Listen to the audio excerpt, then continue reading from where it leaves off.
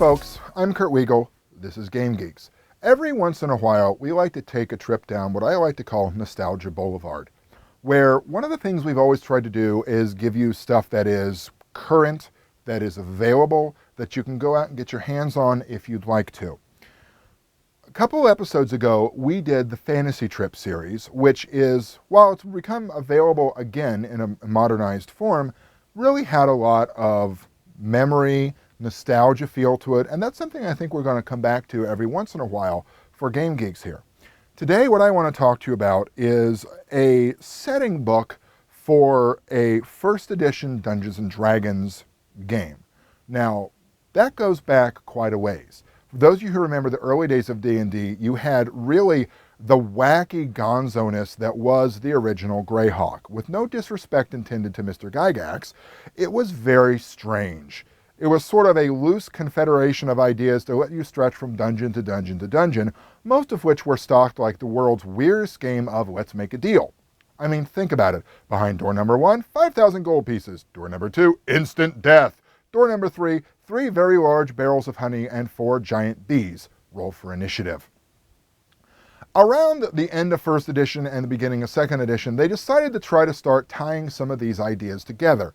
One of my favorite iterations of Greyhawk, even though it's often maligned, is sort of the From the Ashes era, which was after the Greyhawk Wars, which was Greyhawk's excuse to update from first edition to second edition, along with the Fate of Istas, which was a large interconnected series of adventures that got rid of such classes as the Assassin and brought in others to make it a more interesting assembled game. That was a very dark, almost post-apocalyptic fantasy setting, and a lot of people didn't like it because it took away some of that odd gonzo-ness and made it a more coherent, if dark and dangerous, campaign setting. That then got updated toward the end of second edition, when that was in its death throes, into a couple other books that tried to bring all these ideas together that weren't quite as well accepted, until it eventually got into the very cohesive third edition, which was the Greyhawk Gazetteer, which really tied into the RPGA. We're not here to talk about Greyhawk, though. We're here to talk about one of my least favorite fantasy worlds, and I'm going to get hate mail for this, I can tell in advance, but it was the Forgotten Realms. When the Forgotten Realms got trotted out in first edition, it was sort of to take the place of Greyhawk, which was being phased out because of Gary Gygax's removal from TSR. For those of you who don't believe me, go read Designers and Dragons, which has a very well detailed and very interestingly written entire section of the book about that very thing. The Forgotten Realms were a Greenwoods fantasy setting which first got introduced through a series of Dragon articles, which then got promoted out to its own setting. The reason I don't like most of the Forgotten Realms is it kind of typifies what I don't like about a lot of fantasy worlds, which is this incredibly high fantasy, everything is magic, everyone has a +2 sword, and when every barmaid is a 12th level wizard, it sort of defeats the purpose of you doing anything.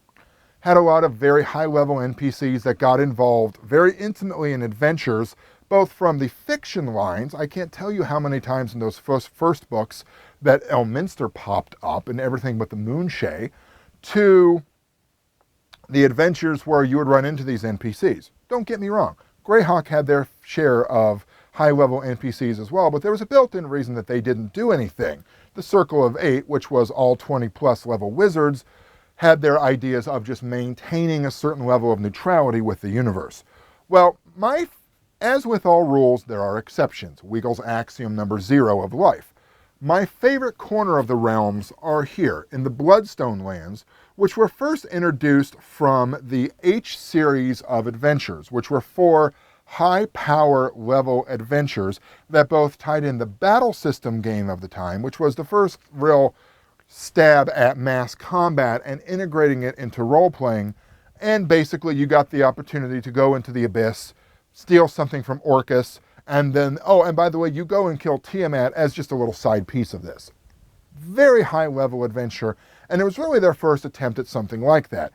That's not why I like this setting. I like this setting because it is a corner of the realms that are almost untainted by those other things about the realms that I didn't like. Elminster doesn't even get a mention. Kelvin Blackstaff? Who? The Harpers? Nah, they don't come to here.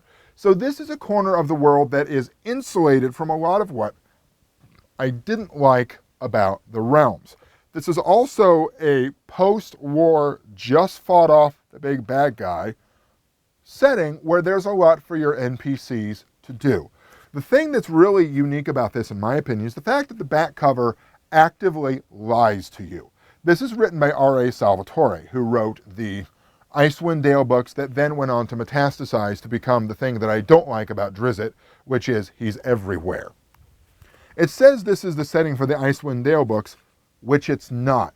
Icewind Dale is the far northeast corner of Faerun. This is sort of in the northwest corner. The only thing they have in common is that it's really, really cold, kind of like here in Wisconsin. It comes like what most first and second edition products gave you. If it was a Realms book, so it was written on sort of this yellowed paper to give it the idea that this fell out of an old tome, it gives you a very nice map to work with. And that's one thing that first edition Realms had over second edition is, first edition, the glaciers are whitish blue. Second edition, they're pink. Sort of reminds me of an old Cat in the Hat story where he shows up and gets like bathtub pink everywhere, but that doesn't have anything to do with what you got here.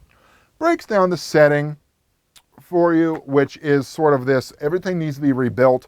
There's the old guard, which are the old nobles that managed to survive, that want to keep things the way they were. The new guard, who were the PCs in the H series, that are trying to rebuild it and sort of make it a better place. A lot of potential politics, which is something you didn't see in a lot of first and second edition products early on. That politics really didn't trot themselves out again until the Night Below massive module and Birthright, which was its own setting, which we'll be doing in a little bit as part of our Nostalgia Boulevard series. And then a series of adventures, a lot of the NPCs that were really written in very broad strokes. Not a lot of detail, not every single little potion of healing that they keep stuck in their sock that you'd have to worry about. The NPCs, again, very broad strokes, which made them a lot easier to incorporate into a given campaign. Organizations, and then adventure ideas. I spent a lot of time mentally in this setting. I could get it. I could build in there.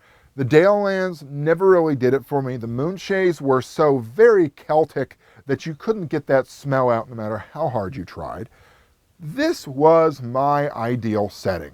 It was a corner of the realms that your PCs could carve in for themselves, make a difference, and not worry about being tripping over canon all of the time.